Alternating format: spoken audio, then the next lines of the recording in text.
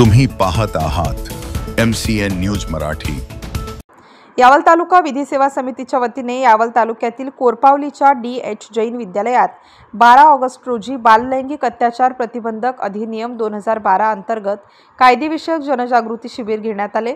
देशातील प्रत्येक बालकाचा निकोप शारीरिक आणि मानसिक विकास होणे गरजेचे आणि न्यायाचे असते। या अनुषंगाने हे शिबिर घेण्यात आले। यावेळी यावल तालुका विधी सेवा समितीचे अध्यक्ष तथा प्रथम वर्ग न्यायाधीश RS जगताप यांच्या मार्गदर्शनाखाली कोरपावली येथील DH जैन विद्यालयाच्या विद्यार्थ्यांसाठी कायदेविषयक जनजागृती शिबिर घेण्यात आले। या अंतर्गत मुलांना पोक्सो कायद्याची तोंड ओळख करून देऊन त्यांना गुड टच आणि बॅड टच विषयी प्रबोधन करण्यात आले। जिल्हा विधी सेवा प्राधिकरणाच्या आदेशान्वये यावल तालुका विधी सेवा समिती विविध कायदेविषयक जनजागृती शिबिराचे आयोजन करत असते। या अंतर्गत बाललैंगिक अत्याचार अधिनियम 2012 विषयी विद्यार्थ्यांना माहिती देऊन त्यांना चांगल्या आणि वाईट हेतूने केल्या जाणाऱ्या स्पर्शविषयी सखोल असे मार्गदर्शन करण्यात आले।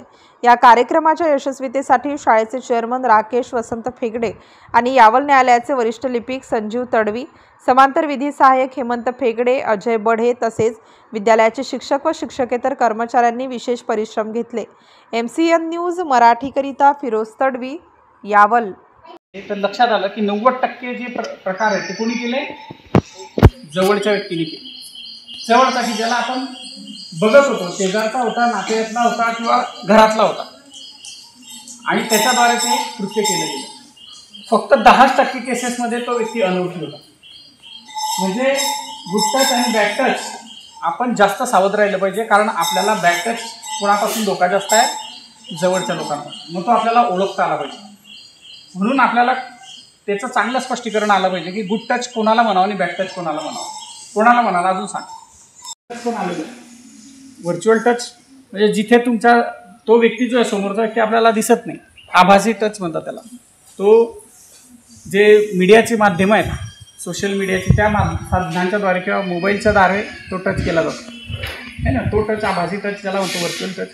हाही आणखीन घातक आहे, त्याच्यावर सुद्धा केसेस होतात। तर असा टच की जो आपल्याला थोडक्यात अस्वस्थ करतो, भीती निर्माण करतो। मग हा टच कसा झाला? बॅड टच झाला। बघा, एक टचमध्ये म्हणजे विनयभंगाच्या केसमध्ये जर बोलायचं झालं तर एखादा व्यक्ती आपल्या मनाच्या विरुद्ध